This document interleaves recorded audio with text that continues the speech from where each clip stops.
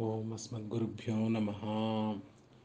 శ్రీరంగసింహగిరిదేశికపాదసేవా ప్రాప్తాఖిలద్రవిడవేదరహస్యజాతం శ్రీగౌతమాన్వైజమాశ్రితభాగధేయం గోపాలదేశికమహం శరణం ప్రపద్యే. కాశ్యపాన్వయసంధ్యాతం నారాయణపదాశ్రితం శ్రీమన్నారాయణం వందే యతీశ్వరశ్రియాజుషం. కౌశికాన్వయసంజాతం వెంకటార్యతనూభవం వేదాంతాచార్యసచ్చిష్యం ఉడైవర్లుగురుం భజే. नीलातुङ्गस्तनिगरितटी सुप्तमुद्बोध्य कृष्णं पारार्ध्यं स्वं श्रुतिशतशिरसिद्धमध्यापयन्ती स्वच्छिष्टायां सृजनिगलितं या बलात्कृत्य भुङ्क्ते गोदा तस्यै नमैदमिदं भूय वास्तु भूयः.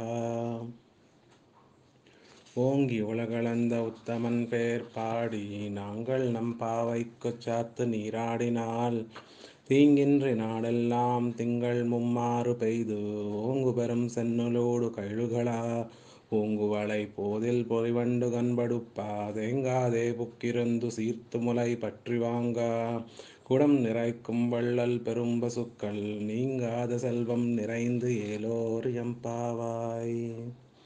ఆండాళ్ తిరువడిగలే శరణం. భాగవతోత్తములందరికీ దాసోహాలు సమర్పిస్తూ, మన పూర్వాచార్యులు ఎప్పుడైనా నారాయణ పదము ముందుగా ప్రయోగిస్తే వెంటనే దాని తర్వాత పాసురంలో కానీ తర్వాత గ్రంథంలో కానీ దాని అర్థాన్ని చెప్తారు. అలాగే ముందుగా అర్థాన్ని చెప్తే వెంటనే ఆ పదాన్ని ప్రయోగిస్తారు. అలా ఈ తిరుప్పావై దివ్య ప్రబంధంలో మన గోదమ్మ మొదటి పాసురమున నారాయణే నమక్కే పరై తరువాన్ అని నారాయణ పదమును ప్రయోగించి, ఆ తర్వాత రెండో పాసురమున పార్కడలుల్ పయ్యెత్తు ఇన్రా అని చెప్పి అని చెప్పుటచే రక్ష మనకి పరమాత్మ రక్షించడానికి కావాలి, రక్షించడం ఎలా రక్షిస్తాడో చెప్పి దానికి అవసరమైన సర్వజ్ఞత, సర్వశక్తిత్వ, స్వామిత్వ, వాత్సల్యాది గుణాల గురించి చెప్పింది. ఈ పాసురంలో పరమాత్మ యొక్క ఉభయ విభూతి యోగమును, అంతర్బహిర్వ్యాప్తిని చెప్తోంది గోదమ్మ ఈ ఈ మూడవ పాసురంలో. మనం మొన్న మొదటి రోజు నారాయణ పదానికి అర్థం చెప్పుకున్నాం. నారాయణుడు అంటే నారములకు ఆధారమైన వాడు అని. నారపదమునకు నిత్య పదార్థ సమూహం అని అర్థం. అసలు నారపదములంటే వాటి స్వరూపాన్ని బట్టి స్వరూపముతో నిత్యమైనవని, ప్రవాహ రూపంతో నిత్యమైనవని రెండు రకాలుగా ఉంటాయి నారపదములు. స్వరూపంతో నిత్యమైనవనగా సహజముగా వాటికి ఉత్పత్తి ఉండదు, వినాశనము ఉండదు. అలాంటి వాటిని స్వరూపముతో నారపదములు అంటారు, స్వరూపముతో నిత్యమైనవి అంటారు. పరమపదంలో ఉండే అన్నిటినీ నిత్యమైన నారపదము, స్వరూపముతో నిత్యమైనవి కాబట్టి అవి స్వరూపముతో నిత్యమైన నారపదములు. అంటే ఆ పరమాత్మ అక్కడ వేయించేసి ఉండే పిరాటిమారులు, అక్కడ వేయించేసి ఉండే నిత్యసూరులు, అక్కడ వేయించేసి ఉండే ముక్తులు, పరమాత్మ యొక్క దివ్య ఆభరణాలు, దివ్య ఆయుధాలు మొదలైనవన్నీ అక్కడ ఎప్పుడూ పరమాత్మ యొక్క ఇచ్ఛతో నిత్యముగా అక్కడే ఉంటాయి. వాటికి మళ్ళీ పుట్టడం కానీ వినాశనం కానీ ఏమీ ఉండవు కాబట్టి అవి స్వరూపముతో నిత్యమైన నారపదార్థములు. మరి ఈ లీలా విభూతిలో వేయించేసినవన్నీ ప్రవాహ రూపముతో నిత్యమైన నార పదార్థములు అంటారు. అంటే ఏమిటి? మనం ఒక నదిలో నీరుని చూస్తూ ఉంటాం. మనం చూస్తున్న నీరు ఆ నదిలో ప్రవాహం వల్ల అక్కడి నుంచి వెళ్ళిపోయినా ఆ నీటి స్థానంలో మరి ఒక కొత్త నీరు వచ్చి చేరి ఎప్పుడూ ఆ నీరు అక్కడ ఎప్పుడూ నీరు ఉన్నట్టుగా మనకి అనిపిస్తూ ఉంటుందన్నమాట. అలాగే ఈ లోకంలో కనిపించే వస్తువులు అవి నశించిపోయినా కూడా వాటి యొక్క మూల పదార్థములు నశించక మరి ఒక రూపంతో కనిపిస్తూనే ఉంటాయి అన్నమాట. ఎలా అయితే ఒక కుండ ఉంటుంది కదండి, ఒకవేళ కుండ పగిలిపోతే పెంకులు ఉంటాయి. అవి చితికిపోతే చూర్ణం ఉంటుంది. ఆ చూర్ణం అంటే మట్టి లేకుండా పోలేదు కదా! మట్టి అనేది నిత్యమే అన్నమాట. అలా ప్రవాహ రూపంగా ఉండే నార పదార్థములు వీటి సమూహం వీటన్నిటినీ కలిపి నారములు అంటారు. వాటికి ఆధారమైన వాడు నారాయణుడు. ఈ విధముగా నిత్య పదార్థాలకు నారము అని పేరు. ఈ ఈ పదముచే ఈ నారాయణ అనే పదముచే లీలా విభూతి అనబడు భగవంతునికి క్రీడకు ఆ భగవంతుడు ఈ ఈ లీలా విభూతి అంటే ఇక్కడ మనం చూస్తున్న జగత్తునంతటిని తన క్రీడకు క్రీడించడానికి అంటే ఒక ఆటలా ఆడుకోవడానికి దీన్నంతా సృజింపజేస్తాడు. అలాగే ఇది కాకుండా ఇంకొక విభూతి ఉంటుంది. దాన్ని నిత్య విభూతి అంటారు. అక్కడ ఏంటి ఎలా ఉంటాడు పరమాత్మ? వైకుంఠేతు పరేలోకే శ్రీ సహాయో జనార్దనః ఆస్తే విష్ణుర్ అచింత్యాత్మ భక్తైర్ భాగవతైః సహా అన్నట్లు అక్కడ శ్రీమన్నారాయణుడు శ్రీ భూ నీలాదేవులతో కలిసి నిత్యులతోనూ ముక్తులతోనూ నిరంతరము భోగము అనుభవిస్తూ ఉంటాడు. దాన్నే వైకుంఠము నిత్య విభూతి అంటాము. అలా ఈ నారాయణ పదంచే ఉభయ విభూతులను తన తన అధీనంలో కలిగిన వాడు. ఈ రెండు విభూతులు తనకే చెందినవి అని చెప్తున్నారు చెప్పబడుతున్నది. ఈ ఈ పాసురంలో గోదాదేవి త్రివిక్రమ అవతారం గురించి చెప్పి ఆ అర్థమును ఆ ఉభయ విభూతి యోగాన్ని అంటే పరమాత్మ యొక్కే ఈ రెండు విభూతులు చెందినవని త్రివిక్రమ అవతారం ద్వారా అది సూచింపబడుతోందనమాట. ఈ అవతారంలో ఒక పాదంతో క్రింద ఉన్న లోకాన్ని అంటే మన లోకాన్నంతా కొలిచి రెండవ పాదంతో ఈ లోకానికి పైనున్న లోకాలన్నిటినీ కొలిచి అవి తనవిగా తన స్వాధీనం తన తన స్వా తన స్వాధీనపరుచుకొని ఇవి నావి అని పరమాత్మ రుజువు చేశాడు. అలాంటి గొప్ప వైభవాన్ని ఈరోజు పాసురంలో గోదాదేవి మనకు చెప్తోంది. ఈ వ్రతము గోదాదేవి అక్కడ ఉన్న గోపికలు అందరూ కలిసి కేవలము కృష్ణుడి పరమాత్మ యొక్క కళ్యాణ గుణాలను అనుభవించడం కోసం, ఆ కృష్ణ పరమాత్మని చేరడం కోసం, అతని కైంకర్యం చేయడం కోసమే ఈ వ్రతాన్ని ఆచరిస్తున్నారు. అది తప్ప వీరికి ఇతర ఫలములు ఏమీ అక్కర్లేదు. కానీ తమని ఈ నోము నోయడానికి ఈ వ్రతం చేయడానికి అంగీకరించిన గోపవృద్ధులు ఆ ఊరిలో ఉండే పెద్దలందరికీ సూచకంగా అక్కడ వారు వేయించేసి ఉండే ఊరిలో పాడి పంట సమృద్ధిగా ఉండి ఈ లోకమంతా సుభిక్షంగా ఉండాలని గోదాదేవి ఈ పాసురంలో తెలియజేస్తోంది. అలాంటి గొప్ప వైభవం అంటే పరుల సమృద్ధి కోరేవారు ఈ గోపికలు కాబట్టి తామెలాగో ఆ కృష్ణ పరమాత్మని చెంది ఆ కృష్ణ పరమాత్మ కైంకర్యాన్ని బడసి ఆనందిస్తారు. అలాగే మిగతా వారు కూడా ఈ లోకంలో పొందవలసిన సంపదలని అంటే పాడిని పంటని మిగిలిన ఐశ్వర్యాలన్నిటినీ చక్కగా ఈ వ్రతంను చేయడానికి అంగీకరించారు కాబట్టి వారందరూ కూడా ఈ లోకం కూడా సుభిక్షంగా సమృద్ధిగా ఉండాలని వారు గోదాదేవి ఈ పాసురం ద్వారా ఆ పరమాత్మని ప్రార్థిస్తూ ఉందన్నమాట.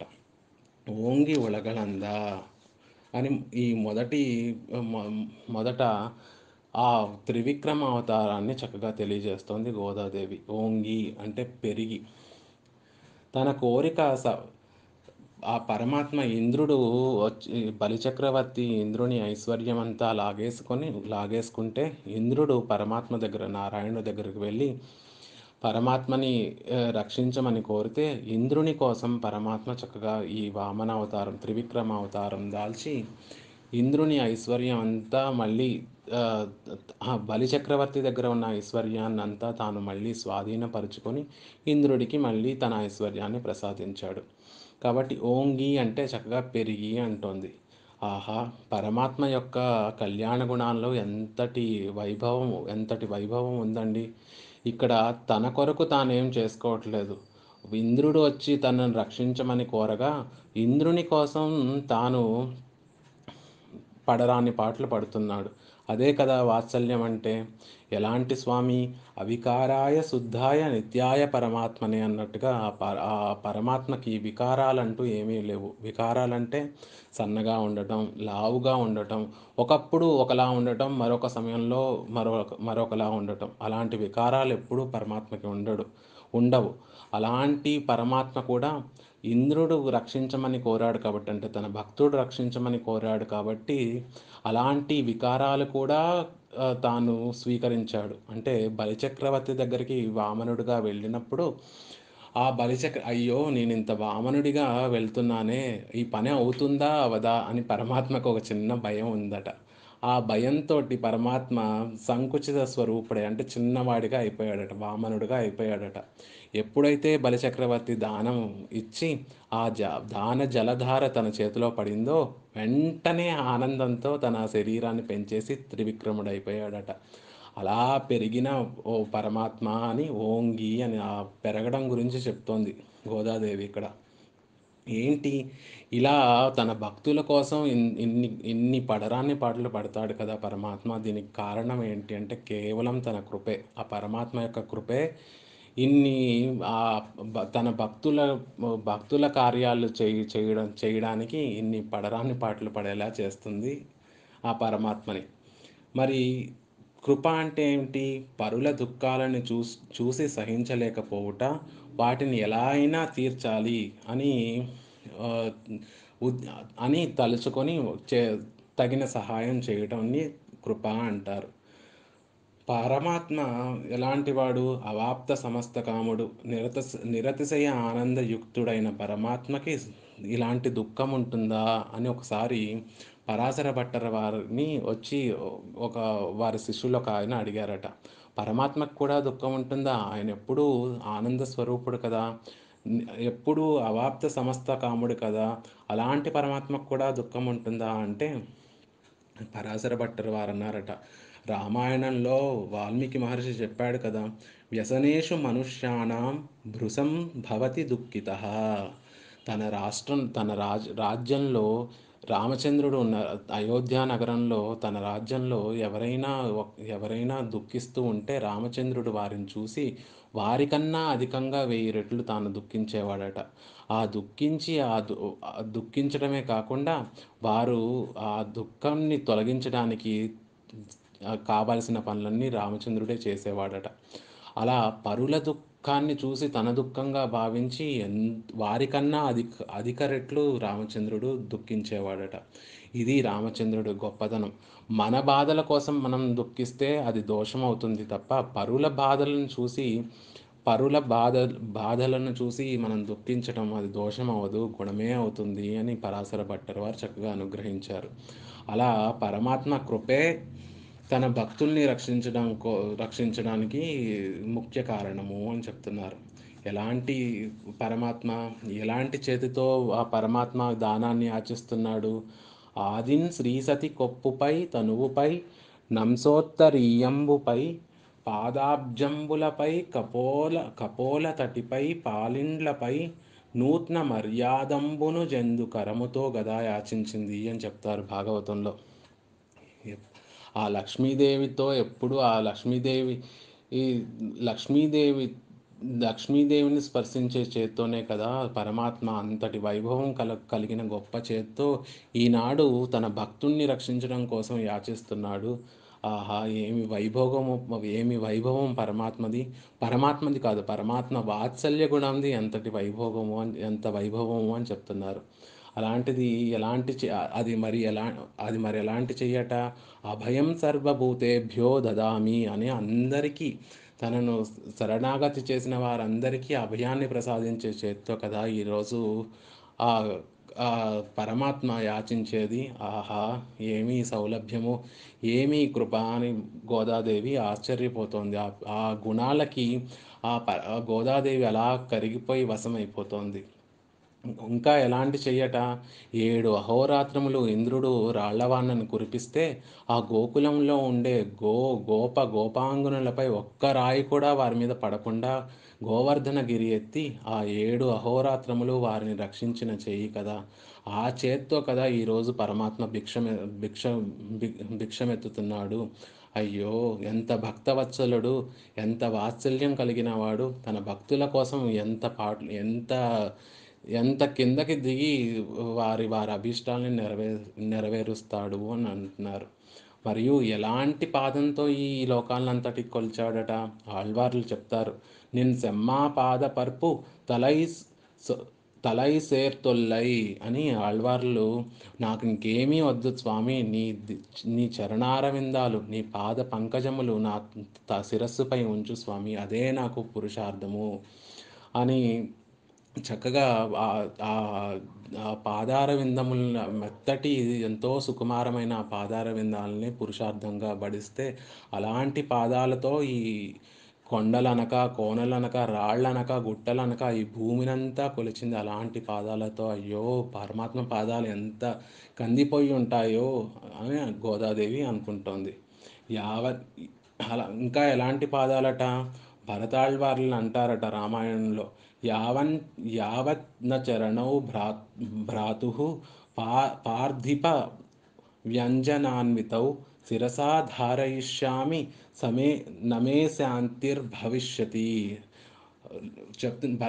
భరతాళ్ళు అని చెప్తున్నారట, నాకు ఎప్పుడు మనశ్శాంతి కలుగుతుంది, నా మనసులో ఉన్న దుఃఖం ఎప్పుడు తీరుతుందంటే, శ్రీరామచంద్రుడు చక్రవర్తిగా ఈ రాజ్యాభిషిక్తుడై ఆయన ఆ చక్రవర్తి చిహ్నాలతో ఆ శ్రీపాద పద్మాలను నా తలపై ఉంచిన నాడే నా దుఃఖం పూర్తిగా తొలగుతుంది. అలాంటి గొప్ప పాదాలతో కదా ఈరోజు ఈ భూమినంతా కొలుస్తున్నాడు పరమాత్మ అని ఆండాళ్ళ తల్లి ఆ పాదాలను చూసి మురిసిపోతుంది. అలాంటిది ఇంకా ఎలాంటి పాదమట? ఎన్నో యుగాలుగా విమోచనం లేకుండా అలా రాయిగా పడి ఉన్న అహల్య శాపాన్ని పోగొట్టిన ఆ ఆ తిరువడి, ఆ దివ్యమైన తామర పువ్వుల్లాంటి శ్రీచరణాలతో కదా అయ్యో ఈరోజు భూమినంతా కొలిచాడు స్వామి అని అనుకుంటోంది గోదాదేవి. అలాగే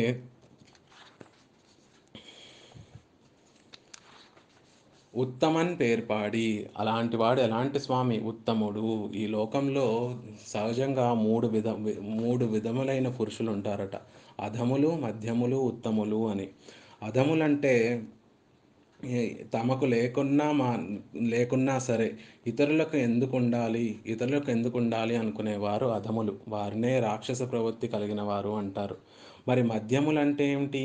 ఇతరులు ఎలా పోయినా పర్వాలేదు, మనకుంది కదా చక్కగా చాలు అనుకునేవారు మధ్యములు. కానీ ఉత్తములంటే వారు స్వార్థముని పూర్తిగా విడిచిపెట్టి పరుల పరులకు ఉండే ఆపదలను, పరులకు ఉండే అనర్థాలని పోగొట్టడానికే తమ జీవితాన్ని అంతా ఉపయోగిస్తారు. అలాంటి వారు ఉత్తములు.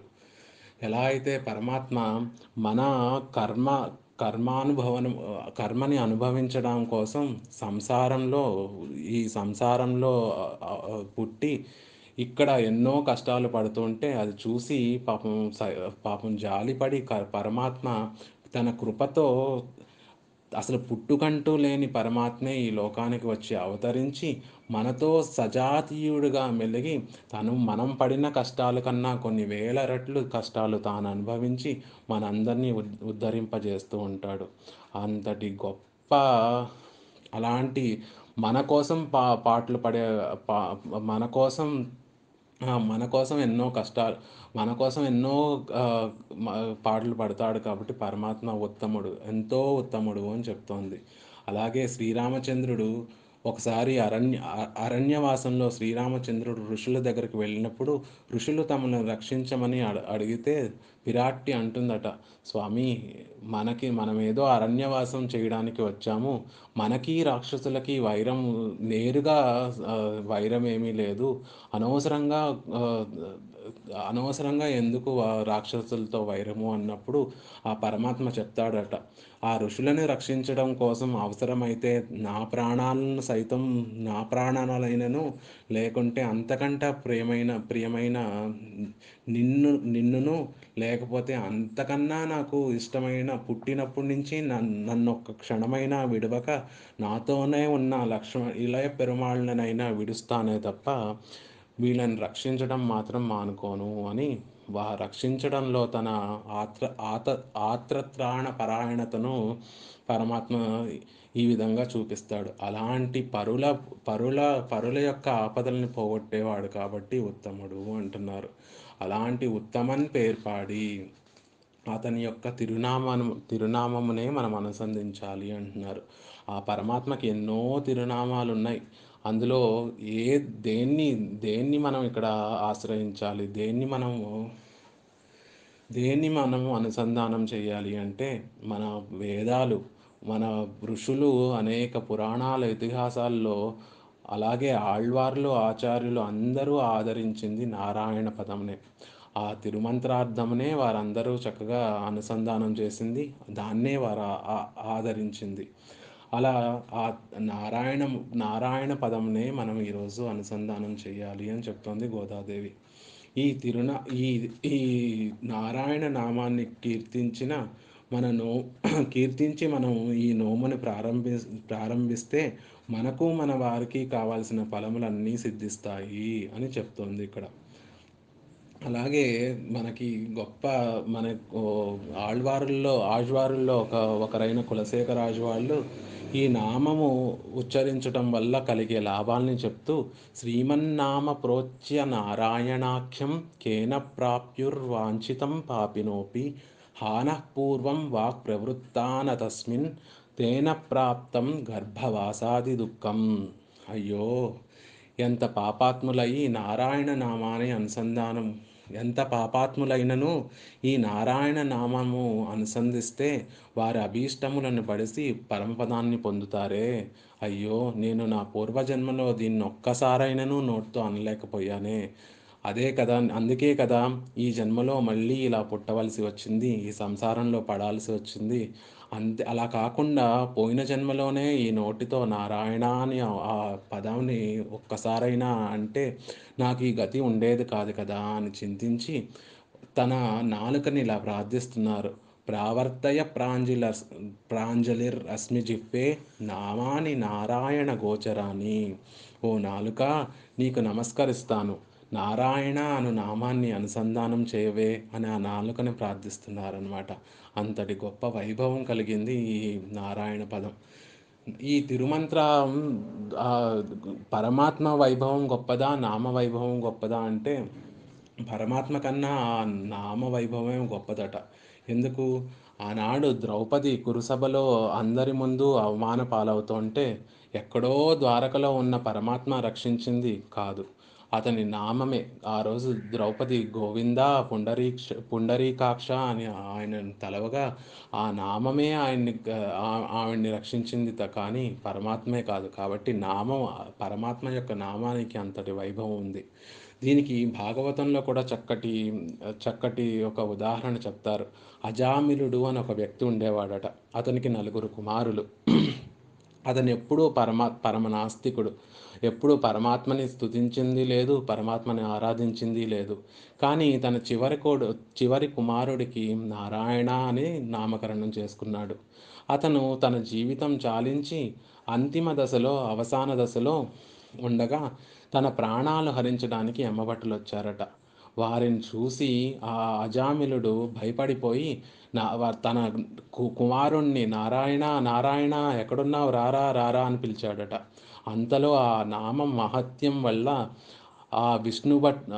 పరమపదం నుంచి విష్ణు భట్టులు వచ్చి ఆ యమకింకరులని అక్కడి నుంచి పంపించి వేసి ఇతన్ని పరమపదాన్ని తీసుకువెళ్ళారట.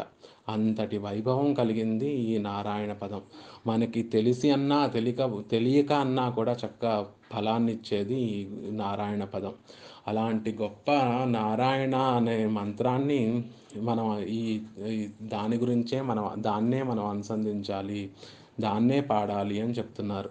అలాగే మన ఋషులందరూ చెప్తారు, నారాయణేతి నామోస్తి వాగస్తి వసవర్తిని తదాపి నరకే ఘోరే పతంతీతి కిమద్భుతం. ఓ ప్రజలారా, ఎందుకు ఎంత విచిత్రంగా ఉంది, ఎంత విచిత్రంగా ఉందో చూడండి. మీ నాలుక మీ వశంలోనే ఉంది. మనం ఎలా చెప్తే అలా పలుకుతుంది ఈ నాలుక. నారాయణ అనే పదం కూడా మనకు అందుబాటులోనే ఉంది. చక్కగా ఆచార్యులు అనుగ్రహిస్తే ఆ తిరునామాన్ని మనం చక్కగా సేవించొచ్చు. అలాంటిది మీ నాలుక మీ వశంలోనూ ఉంది. చక్కటి మంత్రము మీకు అందుబాటులో ఉంది. అయినా మీరు అది అనుసంధానం చేయకుండా ఘోరమైన నరకాదుల పాలెందుకు అవుతారు అయ్యో అని ఋషులందరూ చెప్తూ ఉంటారు. అలా నారాయణ నామాన్ని జపిస్తే నరకాలు మనకి నరకాల నుండి మనని రక్షింపబడి చక్కగా పరమపదం లభిస్తుంది. అలాంటి గొప్ప ఆ పేరే మనం అనుసంధానం చేయాలి. ఆ తిరునామమే మనం అనుసంధానం చేయాలి అని చెప్తోంది గోదమ్మ. అలాగే పాడి అంటోంది. ఎలాట అనుసంధానం చేయాలి? ప్రేమతోడే పేణి అనుసంధిక్క వేణుం. ఈ మంత్రాన్ని ప్రేమతో అనుసంధించాలి. ఆర్ద్రతతో అనుసంధానం చేయాలి. హృదయం అంతా ప్రేమతో ఆర్ద్రతతో అనుసంధానం చేస్తే అప్పుడు కదా భగవంతుడు ఆయన ముఖం వికసిస్తుంది, చక్కగా సంతోషిస్తాడు. అదేంటండి ఆ ప్రేమ ఆర్ద్రత ఇప్పటికిప్పుడు ఎలా కలుగుతాయి అంటే ఆ నారాయణ ఆ తిరుమంత్ర అర్థాన్ని ఒకసారి తెలుసుకుంటే ఆచార్యుల ద్వారా మనం తెలుసుకుంటే గనక చక్కగా ఆ అర్థమే మనకి ఆ ప్రేమని ఆ ఆర్ద్రతని హృదయంలో కలగజేస్తుంది. అంతటి వైభవం కలిగింది ఆ తిరుమంత్రార్థం. ఆ అర్థాన్ని మనం చక్కగా ఆచార్యుల దగ్గర నుంచి సేవిస్తే ఆ పరమాత్మ యొక్క కళ్యాణ గుణాలు మనకు తెలుస్తాయి. ఆ పరమాత్మ యొక్క సౌలభ్యం ఏంటో, సౌశీల్యం ఏంటో, వాత్సల్యం ఏంటో, స్వామిత్వం ఏమిటో, ఎలా మనని రక్షిస్తాడో, మనం ప్రపత్తి చేస్తే అసలు మన భారమంతా తాను ఎలా వహిస్తాడో అవన్నీ చక్కగా ఈ మంత్రంలో మనకి ఆ, మంత్రార్థంలో చక్కగా తెలుపబడింది. కాబట్టి అది తెలిసిన నాడు మన హృదయం అంతా అతని మీద ప్రేమ నిండిపోయి ఆ ఆర్ద్రతతో ఆ మంత్రాన్ని అనుసంధానం చేస్తాం. ఆర్ద్రత హృదయంతో అనుసంధానం చేయడం అంటే ఎలా అండి అంటే బద్ధేనాంజలినా నతేన శిరసా గాత్రై సరోద్మోద్గమై కంఠేన స్వరగద్గదేన నయనే నోద్గీన్న బాష్పాంబునా అని రెండు చేతులు జోడించి శిరస్సును బాగా వంచి భగవంతుని గుణచేష్టలను తలుచుకుంటే ఆ ఆనందంతో నేత్రముల నుండి అలా ఆనంద బాష్పధారలుగా కారాలట. అలా ఎప్పుడైతే మన ఒళ్ళంతా పులకరించి ఆ హృదయంలో ఆయన మీద ప్రేమ నిండి మన కనుల ద్వారా ఆనంద బాష్పాలుగా కరిగి బయటకు వస్తుందో ఆనాడు మన హృదయము చక్కగా ఆర్ద్రతతో నిండి ప్రేమతో నిండి ఉంది అని అర్థము. అలాంటి వారు అలాంటి హృదయంతో ఈ నామాన్ని అనుసంధానం చేయాలి అని చెప్తున్నారు. నాంగల్ అలా అనుసంధానం చేస్తే ఏమవుతుంది? నాంగల్ నంబా వైక్కు శాత్తి నీరాడినాల్. ఇక్కడ నాంగల్ అంటే మనం ఎలాంటి వాళ్ళం? పిరాట్టి గోష్ఠికి చెందిన వారం. ఆ గోదమ్మ నాశ్చియార్ తిరుమజి అనే దివ్య ప్రబంధంలో ఇన్ ఇన్రు ఇన్రు వందిత్తనయ్యం అముదు సెయ్యదిడ పెరిల్ అని ఆ తిరుమాలిరుం జోలైలో వేంచేసి ఉన్న సుందరబాహు పెరుమాళ్ళ ఎదుట ఒక గంగాళంతో అక్కారరిసర్ అనే ప్రసాదాన్ని ఉంచి స్వామి నీవు చక్కగా ఇక్కడికి వేయించేసి ఈ ఈ ప్రసాదాన్ని నువ్వు గనక స్వీకరిస్తే ఇలాంటివి నీకు మరో 100 గంగాళములతో అక్కారరిసర్ ప్రసాదమును ఆరగింపు చేసి ఆ పైన నీకు యావదాత్మ భావిగా నిన్ను సేవిస్తాను తండ్రి అని విన్నవించింది. అలాంటి గొప్ప వైభవం కలిగిన గోదమ్మ యొక్క గోష్ఠికి చెందిన వాళ్ళం. అంటే మనం చేసేది ప్రతి కైంకర్యము మన కోసం కాదు, కేవలం ఆ పరమాత్మ యొక్క ముఖ వికాసం కొరకు, ఆయన సంతోషం కొరకు. అలాంటి గోష్ఠికి అలా అనుకునే వాళ్ళం కాబట్టి అలాంటి గోష్ఠికి చెందిన వారం మనము. అలాంటి నంబా వైకు మన నోముకి అంటున్నారు. భగవద్గీతలో కృష్ణ పరమాత్మ చెప్తాడు, అహం క్రతు అహం యజ్ఞ అని రెండు చెప్తాడు. క్రతువులని ఉంటాయి, యజ్ఞాలు అని ఉంటాయి అని. క్రతువులు అంటే ఏమిటి? మామూలుగా ఈ లోకంలో కోరికల కోసం చేసే యజ్ఞాలని క్రతువులు అంటారు. పుత్రకామేష్టి, లేకపోతే ఐశ్వర్యం కోసం సు ఏ ఏ లక్ష్మీనారాయణ యజ్ఞము, అలాంటివన్నీ క్రతువులు అనమాట. యజ్ఞం అనగా నిష్కామంగా చేయు నిత్య నైమిత్తికములు. అంటే పంచమహాయజ్ఞములు అని చక్కగా ఈ వివిధ వర్ణ వర్ణాశ్రమాల్లో చేయవలసిన యజ్ఞ పను కార్యక్రమాలని యజ్ఞములు అంటారు. అలా అలాంటివన్నమాట. మరి వీరు చేసేది ఈ ఈ గోపికలు చేసేది యజ్ఞమా? లేకపోతే క్రతువా? అంటే వీరి పెద్దల దృష్టిలో ఇది ఒక క్రతువు లాంటిది. ఎందుకంటే వీళ్ళు వర్షం కోసం వారి పాడి పంట సమృద్ధిగా ఉండటం కోసం చేస్తున్నారు కాబట్టి ఇదొక క్రతువే. కానీ వీరెందుకు చేస్తున్నారు ఈ వ్రతాన్ని? ముందుగానే చెప్పుకున్నాం. గోదాదేవి ఒక నోము అనే మిషతో ఆ పరమాత్మ యొక్క కళ్యాణ గుణాలను కీర్తించి ఆ పరమాత్మ చెంతకు చేరి అతనికే కైంకర్యం చేయాలనే కోరికతో ఈ వ్రతము అనే ఒక వ్యాజాన్ని పెట్టి చేస్తోంది. ఈ 30 రోజులు అనుష్ఠానం చేస్తోంది అని చెప్పుకున్నాం. కాబట్టి వీరి దృష్టిలో ఇదొక ఏ ఫలము ఆశించని ఒక మామూలుగా చేసే ఒక కర్మ అన్నమాట. సాత్తి నీరాడినాల్ అంటే వీరు స్నానం చేయడానికి బాహ్యంగా అక్కడ ఉన్న గోపవృద్ధులు చూస్తే వీరేదో రేపు స్నానానికి వెళ్తారు, కృష్ణుడు వీరందరి చేత స్నానం చేయిస్తారు అని అనుకుంటాం. కానీ వీరికి ఆ కృష్ణుని యొక్క కళ్యాణ గుణాలని అవగాహన చేయడమే స్నానము. ఆ పరమాత్మ యొక్క దివ్య చేష్టలను, దివ్య గుణాలను కీర్తించి వాటినే అనుభవించడం, వాటిలోనే మునిగి తేలటం వీరికి స్నానము అని చెప్తున్నారు. అలా చేస్తే ఏమవుతుంది? తింగిన్రి నాడెల్లాం అంటున్నారు. అంటే ఏంటి? యత్రష్టాక్షర సంసిద్ధో మహాభాగో మహీయతే నతత్ర సంచరిష్యంతి వ్యాధి దుర్భిక్ష తస్కరాహ అని మనకి మన వేదాలు స్మృతులు చెప్తున్నాయి. ఏమని? ఎక్కడైతే ఏ స్థలంలో అయితే ఒక మహనీయుడు అష్టాక్షరి మహామంత్రాన్ని చక్కగా అనుసంధానం చేస్తాడో అలాంటి చోట వ్యాధులు కానీ దుర్భిక్ష కానీ తస్కరులు కానీ ఉండరు అని చెప్తున్నారు.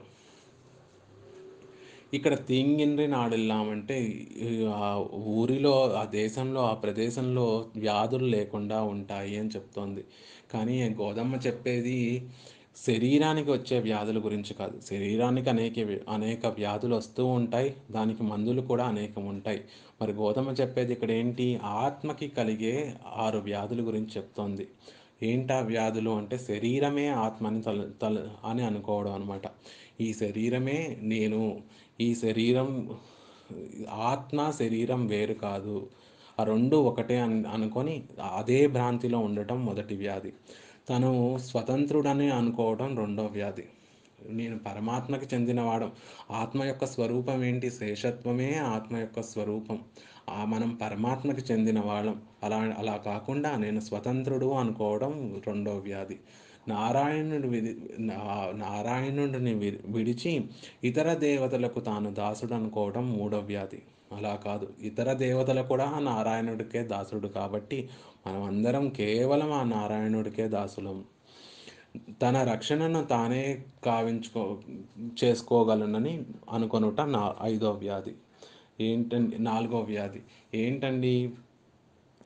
మన రక్షణ మనమే చేసుకుంటాం, లేకపోతే ఔపాధిక బంధువులు అంటారు కదా, ఈ శరీర సంబంధం వల్ల కలిగిన బంధువులే నన్ను రక్షిస్తారు అని అనుకోవడం ఇంకో వ్యాధి.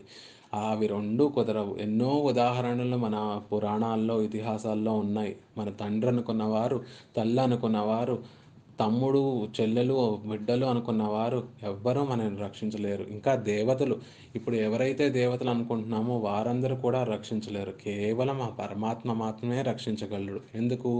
ఆ పరమాత్మ స్వామి కనుక, మనం అతని సొత్తు కనుక. సొత్తుని రక్షించుకోవడం స్వామికే చెందుతుంది కాబట్టి అతనే మనల్ని రక్షిస్తాడు. సాంసారిక సాంసారిక భోగములు అనుభవించడానికే పుట్టానని అనుకోవడం మరొక భ్రాంతి.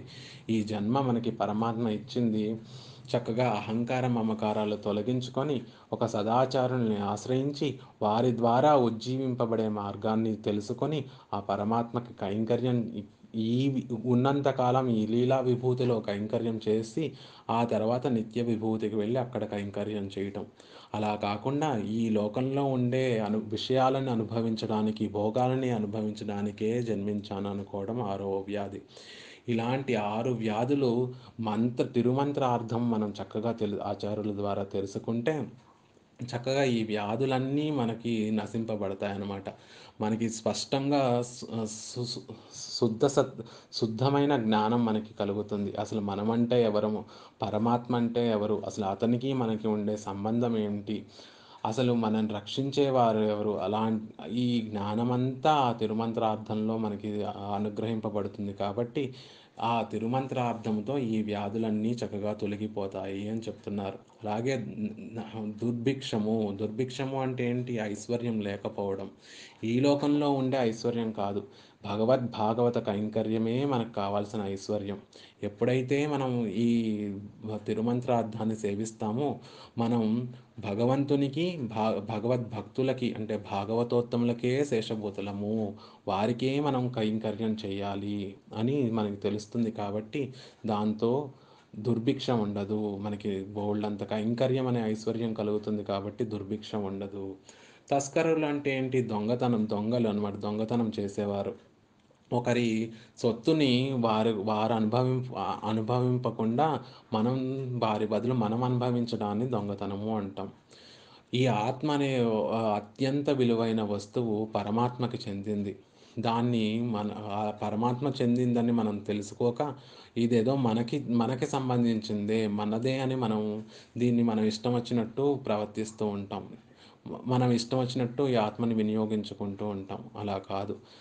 అలా చేయటం వల్ల మనం ఏం చేస్తున్నామంటే ఆత్మని అపహరిస్తున్నాం. ఆత్మాపహారి అనే ఒక బిరుదుని మనం తెచ్చిపెట్టుకుంటున్నాం. కానీ అదే పెద్ద దొంగతనం. అదే అన్ని పాపాలకి కారణం.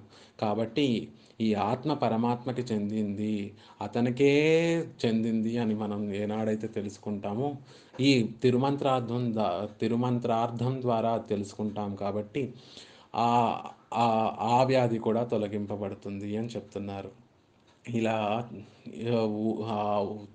ఆ ఊరిలో వ్యాధులనేవి ఉండవు అంటున్నారు. నాడెల్లాం అంటే అదేదో భగవంతుని యొక్క కృపా కటాక్షము మనొక్కరితో నిలిచిపోయేది కాదు. మన సంబంధీకులందరితోనూ అందరి వరకు ఆయన కృపా కటాక్షం ప్రవహిస్తుంది అనమాట. ఆళ్వార్లు చెప్తారు, కేశవన్ తమర్ కీజ్ మేల్ యమరో ఏ ఏజేష్ పిరప్పుం అని. ఆయన ఆ భగవంతుని యొక్క ప్రీతి తన సంబంధీకుల వరకు వ్యాపిస్తుందట. అలాంటి భాగవతోత్తములు ఎక్కడ వేయించేసి ఉంటారో ఆ ఊరే కాదు, ఆ నాడే కాదు, ఆ దేశము రాష్ట్రమే కాదు, లోకమంతా సుభిక్షంగా ఉంటుంది అంటున్నారు. తీంగిన్రి నాడెల్లాం ఎలా సుభిక్షంగా ఉంటుందట? ఎలా అయితే ఆ రోజు రామచంద్రుడు ద అయోధ్య నగరాన్ని పాలిస్తూ ఉంటే, నగరాన్ని చ రాష్ట్రాన్ని ధనధాన్యయుతాని చ అన్నట్లు ఈరోజు కూడా చక్కగా ఈ లోకాలన్నీ కూడా సమృద్ధిగా ఉంటాయట. ఆ రోజు ఎక్కడి నుంచో వచ్చినవి ఎందుకు ఆ లోకాలన్నీ సుభిక్షంగా ఉన్నాయట, అలా ధనధాన్యాలతో తూగాయట, రామచంద్రుడు పరిపాలించాడు కాబట్టే ఆ ఆ రాష్ట్రాలు, ఆ దేశాలు అన్నీ చక్కగా సుభిక్షంగా ధనధాన్యాలతో తులతూగాయట. అలాగా ఈరోజు కూడా పరమాత్మ యొక్క కృపతోనే సమృద్ధి, ఈ లోకమంతా సమృద్ధిగా ఉంటుంది అని చెప్తున్నారు. తింగళ్ ముమ్మారు పెయ్దు, నెలకు 3 సార్లు వర్షించాలట. ఒకేసారి వర్షం పడిపోవడం కాదు. ఒక 9 రోజులు చక్కగా ఎండ కాయాలి. ఆ తర్వాత 10వ రోజు చక్కగా వర్షం పడాలి. మళ్ళీ 9 రోజులు ఎండ కాయాలి. ఆ తర్వాత 10వ రోజు వర్షం పడాలి. ఇలా నెలకి 3 వానలు కురిస్తే అప్పుడు చక్కగా ఆహ్లాదంగా, ఆనందంగా ఉంటుంది. అలాగే పంటలు కూడా సమృద్ధిగా పెరుగుతాయి అని చెప్తున్నారు. అదే కొంచెం వేదాంత పరంగా చూస్తే ఏంటి?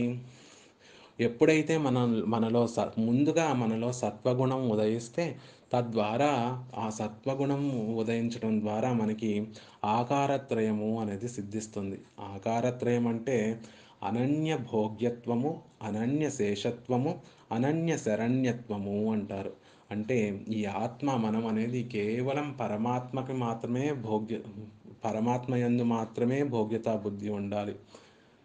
దే మిగతా వేటి యందు భోగ్యతా బుద్ధి ఉండకూడదు. అలాగే అనన్య శేషత్వము, మనం కేవలం పరమాత్మకే దాసభూతులం కానీ ఇతరులకు ఎవ్వరికీ దాసభూతులం కాదు. అనన్య శరణత్వము, ఆ పరమాత్మని చేరడానికి అతనే ఉపాయం, అతను తప్ప వేరొక ఉపాయం మనకి లేదు. కాబట్టి అలాంటి జ్ఞానం ఎప్పుడైతే కలుగుతుందో దాన్ని ఆకారత్రయ సంపన్నత్వము అంటారు.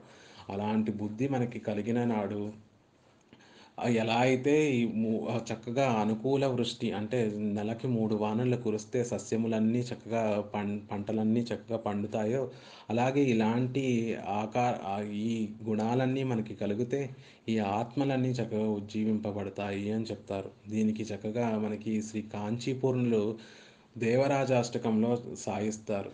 త్వదీక్షణ సుధా సింధు వీచి విక్షేప శీతలై కారుణ్యమారుతానీతై శీతలైరభిషించమాం అని, ఆ భగవంతుని యొక్క కృపా దృష్టి ఎలాంటిదట, అమృత సాగర అమృత సాగర తరంగ పరంపర లాంటిది. చక్కగా అమృతం అనే సముద్రం నుంచి వచ్చే తరంగాల యొక్క పరంపర లాంటిది. అది చల్లగా ఉంటుంది. మన తాపత్రయాలు అంటే మనలో ఉండే తాపాలన్నిటినీ ఉపశమింపజేస్తుంది. అది కేవలం అతని కృప అనే గాలిచే మన మీద ప్రవహించాలే తప్ప మనం ఎన్ని ప్రయత్నాలు చేసినా అది కలగదు. కాబట్టి అలాంటి దాంతోనే మన ఆత్మలన్నీ ఉజ్జీవింపబడతాయి అని చెప్తున్నారు. ఓంగు పెరుం సెన్నులూడు కైలుగల, అలా వర్షాలు కురిస్తే చక్కగా సస్యములన్నీ చాలా ఎత్తుగా పెరిగి ఆకాశం అంత ఎత్తుగా పెరుగుతాయట. ఎలా అయితే త్రివిక్రముడు పెరిగి తన శరీరాన్నంతా పెంచి ఆకాశం వరకు ఎంత ఆకాశం వరకు పెంచాడో అలా సస్యములన్నీ చక్కగా సమృద్ధిగా పెరుగుతాయి అని చెప్తున్నారు. ఆ సమృద్ధిగా పెరిగితే ఆ చేనులో నీళ్లు ఉంటాయి కదా, చేనులో మొదట్లో నీళ్లు ఉంటాయి కదా, ఆ నీళ్ళల్లో ఊడు కైళ్ళు గల ఆ మధ్యలో చక్కగా బాగా బలిష్టంగా ఉన్న చేపలు వరి చేనులు పెరిగి పెద్దవై ఉన్నాయి కాబట్టి అందులో ఆ నీళ్ళలో ఈదలేక ఎగిరెగిరి పడుతూ ఉంటాయి అన్నమాట. చక్కగా త్రుళ్ళుతూ ఉంటాయి. అలాంటి పంట సమృద్ధి కలగాలి అని కోరుతున్నారు. ఆ చేనుల్లో నీళ్ళు ఎక్కువగా ఉండటం వల్ల పూంగువళై పోదిల్ పొరివండు కనబడుప్ప, చక్కగా విచ్చుకున్న కలువ పూలతో సుందరంగా ఉంటాయి ఆ చేలన్నీ. ఆ కలువల్లోని తేనెని తాగడానికి తుమ్మెదలు చక్కగా వచ్చి ఆ ఆ తామర పువ్వుల్లోనే చక్కగా నిద్రిస్తున్నాయట. ఆ వరి కంకులు ఇలా గాలికి కదులుతూ ఉంటే కింద చేపలు త్రుళ్ళుతూ ఉంటే ఆ కలువ పువ్వులు చక్కగా ఊగుతూ ఉంటే అవి హంసతూలికా పాన్పుల్లాగా తుమ్మెదలకు ఉన్న చక్కగా హంసతూలికా పాన్పుల్లా ఉందట ఆ తుమ్మెదలకి. అవి చక్కగా ఆనందిస్తూ నిద్రపోతున్నాయి అని చెప్తున్నారు. అలాగే తేంగాదే పుక్కినందు, ఇప్పటి వరకు చక్కగా పంట సమృద్ధి అంటే సస్యముల యొక్క అభివృద్ధిని చెప్పి ఇప్పుడు పాడి ఎలా ఉండాలి, ఆ ప్రదేశంలో అలాంటి గొప్ప భాగవతోత్తములు ఉండే ప్రదేశంలో పాడి ఎలా ఉండాలో చెప్తున్నారు. తేంగాదే పుక్కిరెందు అంటే భయపడి వెనక్కి వచ్చేవారు కాకుండా ఆ పశువుల కొట్టంలోకి ధైర్యంగా ముందుకు వెళ్ళేవారు. అంటే చక్కటి చేతి బలం కలిగిన వారు, బలిష్టమైన చేతులు కలిగిన వారు అన్నమాట. ఎందుకు పాలను పెతకాలి కదా, ఆవు యొక్క పాలను పెతకడానికి చక్కగా భుజబలం కలిగిన వారు అలాంటి వారై ఉండి వారు కదలకుండా ఉండి ఆ ఆవుల దగ్గరికి వెళ్ళి వారు కదలకుండా ఉండి, ఎందుకు కదలకుండా ఉంటున్నారు, ఆ ఆవులు అలా పాలధార ఇస్తూనే ఉన్నాయి. ఒకవేళ ధార మారితే కదా కదలేది, అలా ధార మార్చకుండా పాలిస్తూనే ఉన్నాయన్నమాట. సీర్తములై పట్రివాంగ కుడం నిరైక్కుం, అలా చక్కగా ఆ పొదుగు కూడా చక్కగా బలిష్టంగా ఉండి వీరు చెయ్యి పట్టి లాగితే, అలా చెయ్యి పెడితే చాలు వారు పెట్టిన కుండలన్నీ నిండిపోయేంత పాలనిస్తున్నాయి ఆ ఆవులు. వళ్ళల్ పెరుం పశుక్కల్, గొప్ప ఔదార్యం కలిగిన పశువులు అంటున్నారు. ఔదార్యం ఎలా ఉందట, కృష్ణుడిలాగే ఈ ఆవులు గేదెలు కూడా చక్కటి ఔదార్యం కలిగినవట. ఎలా అయితే కృష్ణుడు తన సౌలభ్యం చుప పరా సౌలభ్య పరాకాష్ఠగా దౌత్య కృత్యానికి సారథ్యాన్ని కూడా చేశాడో, అలాగే ఈ పశువులు కూడా చిన్నపిల్లలు కట్టేయడానికి, వాటిని ముట్టుకోవడానికి, వాడిని కొట్టడానికి అనుగుణంగా ఉండేవట. అంతటి సౌలభ్యాన్ని ఈ పశువులు కూడా, ఔదార్యాన్ని ఈ పశువులు కూడా చూపిస్తాయట. పెరుంబ సుక్కల్, ఈ అక్కడ గోకులంలో ఉండే ఆవులు, గేదెలు ఎలాంటివట, చక్కగా బలిష్టమైన పా పశువులట. ఎందుకు అక్కడ ఏమైనా గడ్డి ఎక్కువగా ఉండేదా? వాటిని తిని ఈ పశువులు బలిష్టంగా ఉన్నాయంట? కాదు. కృష్ణుని గుణములే ధారకములుగా ఈ ఉండుట చేత అతని కరస్పర్శే పెరగటం వల్ల ఈ పశువులు చాలా బలిష్టంగా ఉన్నాయట. కృష్ణుడు ఈ ఆవుల్ని, గేదెల్ని చక్కగా బృందావనానికి తీసుకువెళ్ళి అక్కడ వాటిని వదిలేసి తన పిల్లని గ్రోవుని చక్కగా తీసుకొని ఒక చెట్టు మీద కూర్చొని ఆ పిల్లని గ్రోవుని వాయిస్తూ ఉండేవాడట. ఎలా? అధరే వినివేశ్య వంశనాళం వివరాణ్యస్య సలీల మంగుళీభిః ముహుర్ ముహుర్ ముహున్ ముహుర్తరయన్ ముహుర్వివృణ్యన్ మధురం గాయతి మాధవో వనాంతే అన్నట్లుగా చక్కగా తన పిల్లని గ్రోవుని పెదవిపై ఉంచుకొని ఆ పిల్లని గ్రోవు మీద ఉండే రంధ్రాలని తన వ్రేళ్లతో మాటి మాటికి విలాసంగా ఒకసారి మూస్తూ ఒకసారి తెరుస్తూ చక్కగా మధురంగా పాడుతూ ఉంటే ఈ గోవులన్నీ ఏం చేసేవట? మమతన్ మోములు మీదకెత్తుకొని రో రోమంధంబు చాలించి హృత్కమలాగ్రంబుల దృష్టి నిలిపి మురళీగానామృత శ్రేణి కర్ణమూలం గ్రోలుచు మేతమాని గలితానందాశ్రితులై చిత్రతో చిత్రతోపముల చిత్రతోపములై గోవులు చూచుచున్న వవిగో పద్మాక్షి వీక్షించితే. ఈ ఆవులన్నీ అలా కృష్ణ పరమాత్మ చక్కగా ఆహ్లాదంగా వేణుగానం చేస్తుంటే అలా తలలు పైకెత్తి ఆ తినటం కూడా మానేసి వాటి వాటి హృదయాలన్నిటినీ చక్కగా ఆ వేణుగానం మీద నిలిపి అలా ఆ గానంలో మునిగి పరవశం పొందుతూ ఉండేవట. అలా పరవశం పొందుతూ పాపం ఆ గడ్డిని తినేవి కాదట. అట్లా ఆ కృష్ణుని గుణములే ధారకములుగా కలిగినవి అని చెప్పడానికి ఇది ఒక చక్కటి చక్కటి ఉదాహరణ. అలాగే సాయంకాలం ఆ పశువులన్నీ ఇంటికి చేరే సమయానికి వాటి 2 డెక్కల దించుకుపోయి, అంటే కడుపు, ఆ పశువులన్నీ బక్కగా అయిపోయాయి. ఒకటి ఏమి పొద్దునంతా ఈ గడ్డిని తినకుండా ఆ కృష్ణ పరమాత్మ యొక్క వేణుగానాన్ని ఆస్వాదిస్తున్నాయి కదా. పాపం వాటి కడుపులన్నీ డొక్కలు కనిపిస్తూ సన్నగా లోపలికి వెళ్ళిపోయావట. అది చూసి కృష్ణుడు జాలితో తన పశువులన్నిటినీ బలరాముడికి అప్పగించి మన ఇంటికి తీసుకెళ్ళిపోమని చెప్పేసి సాయంత్రేణ ప్రతి గృహం పశుబంధనార్థం మచ్యుత శిశుం ప్రణతోస్మి నిత్యం అన్నట్లుగా తాను ప్రతి ఇంటికి వెళ్ళి ఆ పశువులన్నిటినీ ప్రేమతో చక్కగా తల నుంచి తోక వరకు చక్కగా చేత్తో నిమిరి ఒకసారి ఇంటికి వచ్చేవాడట. అలా శ్రీకృష్ణ పరమాత్మ యొక్క కరస్పర్శ తగిలి ఆ పశువులన్నీ చక్కగా బలంగా పెరిగి గొప్ప చాలా సమృద్ధిగా పాలను ప్రసాదిస్తున్నాయి అని చెప్తోంది. నీంగాద సెల్వం నిరైందు, అలాంటి తరగని ఐశ్వర్యం నిండి ఉంటుంది అని చెప్తోంది. ఈ పరమాత్మ ఇచ్చే ఐశ్వర్యం అంటే ఎలాంటిది? మన యొక్క పుణ్య పాపాలు తగినట్లుగా మనకి పరమాత్మ ఐశ్వర్యాన్ని ఇస్తూ ఉంటాడు. కానీ అలాంటిది కాదు ఈ ఐశ్వర్యం. పాపానాం వా శుభానాం వా, పాపులైనా కానీ పుణ్యం చేసిన వారైనా కానీ ఇద్దరినీ సమానంగా తన దయతో కటాక్షించే లక్ష్మీదేవి పిరాట్టి వల్ల కలిగిన ఐశ్వర్యం కాబట్టి ఇది రోజు రోజుకి వృద్ధి చెందుతుందే తప్ప తరగదు. కాబట్టి అలాంటి తరగని ఐశ్వర్యం మనకి లభిస్తుంది అని గోదాదేవి ఈ పాసురంలో ఈ వ్రతాన్ని చేసేవారు, ఈ చేయడానికి అంగీకరించిన వారు అందరికీ వారున్న చోట చక్కగా ఆ లోకమంతా, వారున్న చోటు, ఆ ప్రదేశము, ఆ రాష్ట్రము, ఆ దేశము, ఆ లోకమంతా చక్కగా సుభిక్షంగా ఉండాలని మంగళాశాసనం చేస్తోంది ఈ పాసురంలో.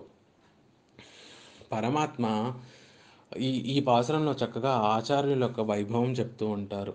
పరమాత్మ పెరిగి కొలిచాడు. ఏమిటి పెరిగి కొలిచడం? తన శరీరాన్ని పెంచి లోకాన్నంతా కొలవడం అంటే ఏమిటి?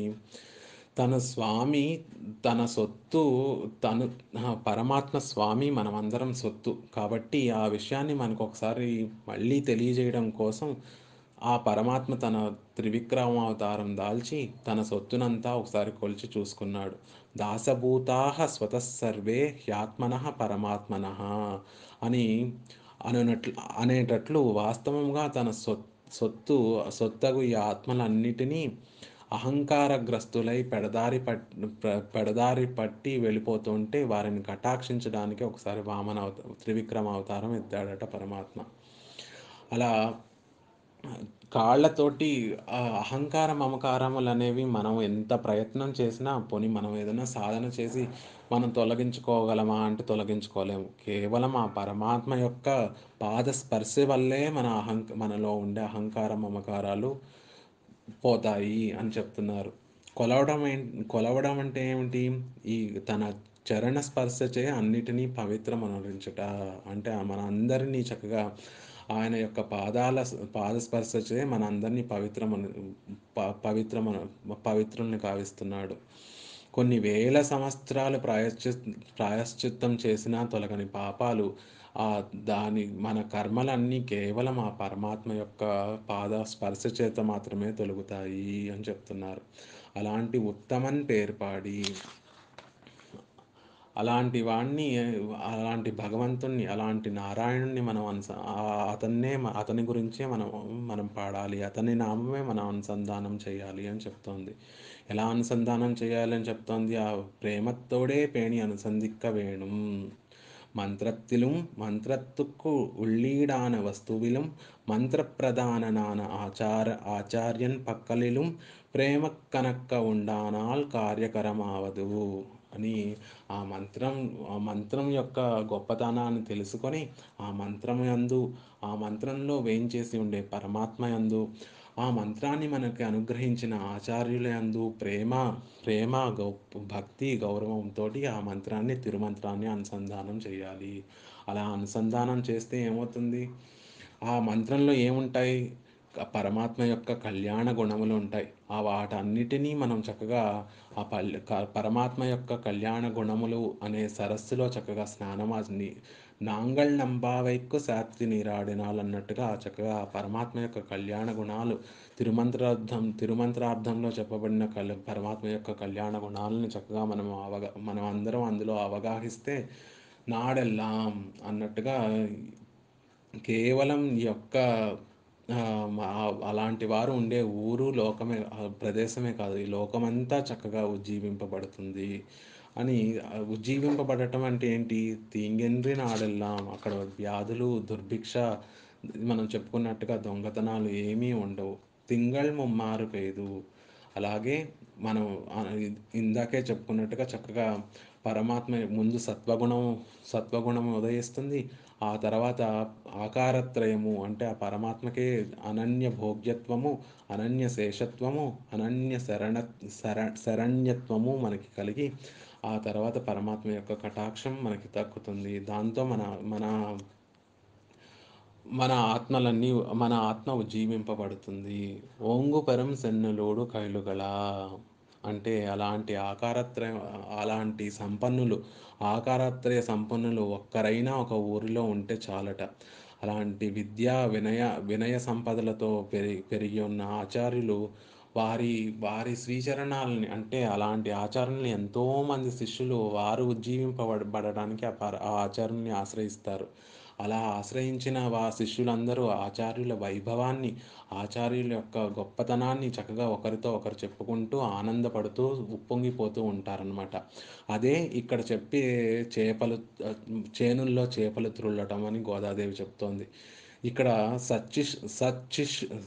చక్కటి ఉత్తమ శిష్యుణ్ణి మత్స్యముతో చక్కగా పోల్చింది గోదాదేవి. ఎలా అయితే చేప నీటిని విడిచి ఒక్క క్షణమైనా బ్రతకజాలదో అలాగే ఉత్తమ శిష్యుడు కూడా ఆచార్య సేవ తప్ప, ఆచార్యుల కైంకర్యం తప్ప ఇంకేమీ అక్కర్లేదు. అది ఎప్పుడెప్పుడు దొరుకుతుందా అని పోతూ ఉంటాడనమాట. ఒక్క క్షణం దానికి దూరం అయితే ఇంక బ్రతకలేనంత అభినవేశం ఆచార్యుల కైంకర్యం పట్ల, ఆచార్య సేవ పట్ల ఆ శిష్యుడికి ఉంటుంది.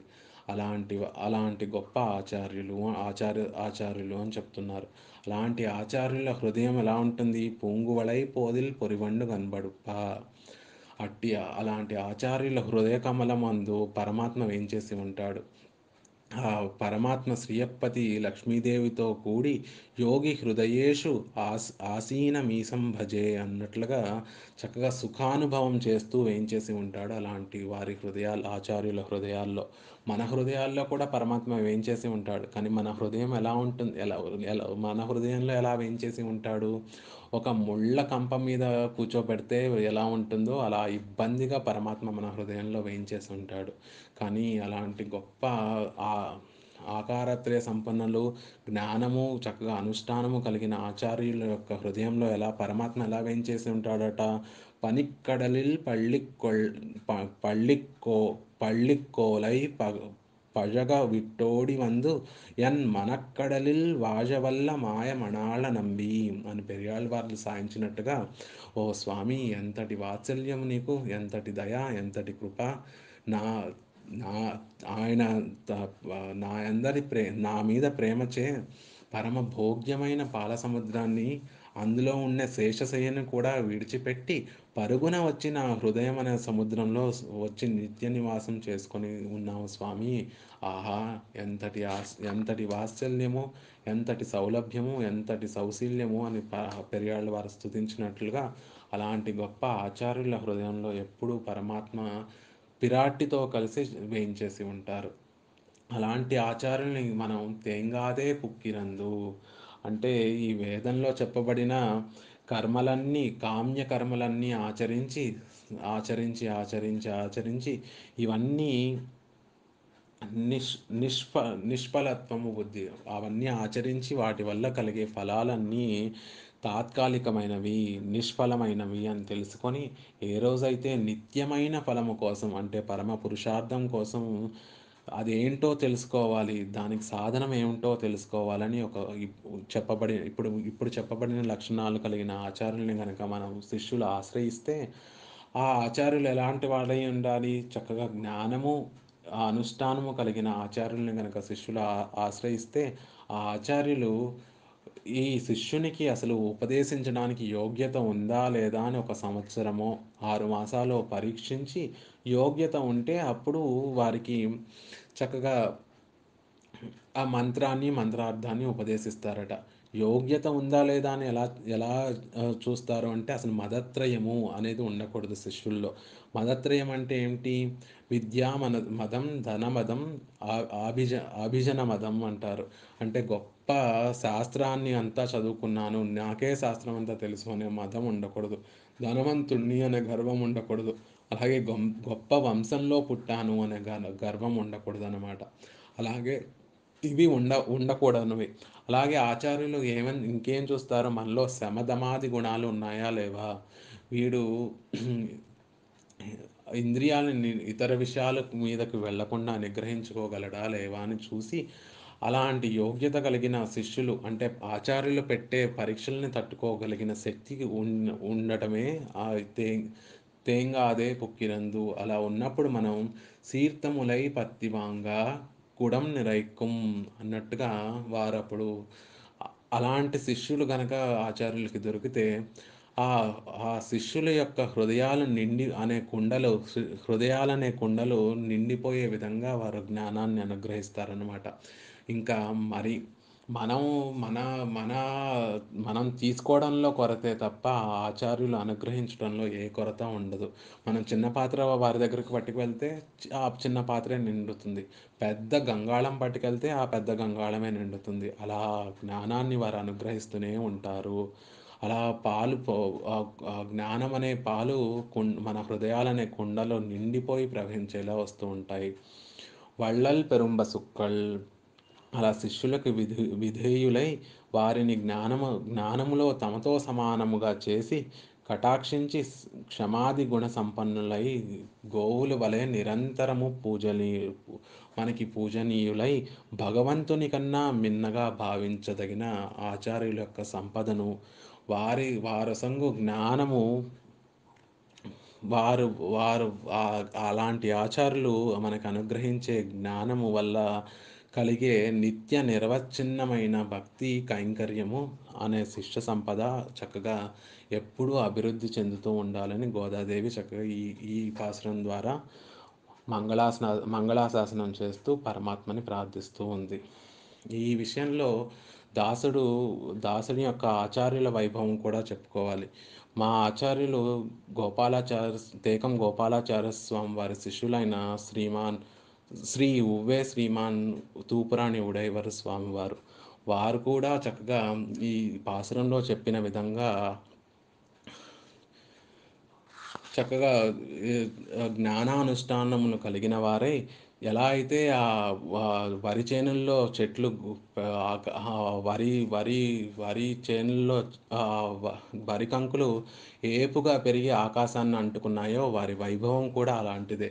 చక్కటి జ్ఞానము అనుష్ఠానము కలిగిన ఆచార్యులు వారు కూడా వారి శిష్యులు వారు విజయవాడలో వేంచేసి ఉండి వారికి అనేక మంది శిష్యులు ఆ శిష్యులందరూ కూడా చక్కగా వారి వైభవాన్ని వారి కీర్తిని చక్కగా అందరితో పంచుకుంటూ ఎప్పుడూ పోతూ చక్కగా గోదాదేవి ఈ పాత్రలో చెప్పిన చేపల్లాగా వాళ్ళు కూడా చక్కగా ఉప్పొంగిపోతూ వారి ఆచార్యులు వైభవాన్ని తలుచుకుంటూ ఉప్పొంగిపోయేవారు. అలాంటి ఆచార్యులు ఈ పాసురంలో చెప్పినట్టుగా శిష్యుల్ని పరీక్షించరు.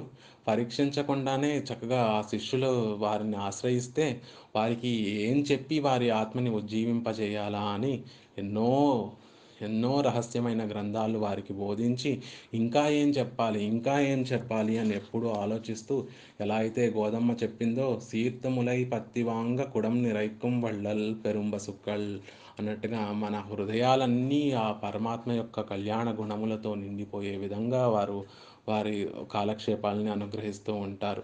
మనం వారి దగ్గరికి మనం పుచ్చుకునే కొరతే తప్ప అంటే మనం అర్థం చేసుకొని మనం మనం ఎంత గ్రహిస్తామో దాని కొరతే తప్ప వారు జ్ఞానాన్ని ఎప్పుడూ అలా కాలక్షేపాల ద్వారా అలా అనుగ్రహిస్తూనే ఉంటారు. అందులో ఏ సందేహము లేదు. ఎలా అయితే ఇక్కడ గోదమ్మ చెప్పినట్టుగా ఆ గోవులు చెయ్యి పెడితేనే చాలా ఆలస్యం అన్నట్టుగా పాలు ఎలా అయితే ధారలుగా కురిపించి ఆ కుండలన్నిటిని నింపేస్తాయో మా ఆచార్యులు ఉడయవర స్వామి వారు కూడా చక్కగా తనని వారిని ఆశ్రయించిన శిష్యులకి చక్కగా ముందు ఏది ఉపదేశించాలి, ఆ తర్వాత మీకు ఇది ఉపదేశిస్తాను, దాని తర్వాత ఇది మీరు నేర్చుకోవాలి, దాని తర్వాత దీన్ని ఇలా సేవించండి అని చక్కగా ఎప్పుడూ శిష్యుల యొక్క ఆత్మని ఉజ్జీవింపజేయడానికే వారి జీవితాన్ని గడుపుతూ ఉన్నారు. అలాంటి గొప్ప ఆచార్యులకి శిష్యునిగా చేసినందుకు ఆ పరమాత్మకి, అలాంటి గొప్ప ఆచార్యుల్ని నాకు ప్రసాదించిన పరమాత్మకి అనేక దాసోహాలు సమర్పిస్తూ ఆచార్యులు ఎప్పుడూ పల్లాండుగా చక్కగా వేయించేసి ఉండాలని వారి శిష్యులు కూడా చక్కగా గోదమ్మ చెప్పినట్టుగా చక్కగా పల్లాండుగా వేయించేసి ఉండాలని ఆ పరమాత్మని కీర్తిస్తూ అడియేన్ రామానుజదాసన్. ఓం అస్మద్గురుభ్యో నమః. सोच्छिष्टमालिका बन्धगन्धबन्धुरजिष्णवे विष्णुजित्तुतनूजाये गोदाये नित्यमङ्गलम्. मङ्गलाशासनपरैः मदाचार्यपुरोगमैः सर्वैश्च पूर्वैराचार्यैः सकृतायास्तु मङ्गलम्.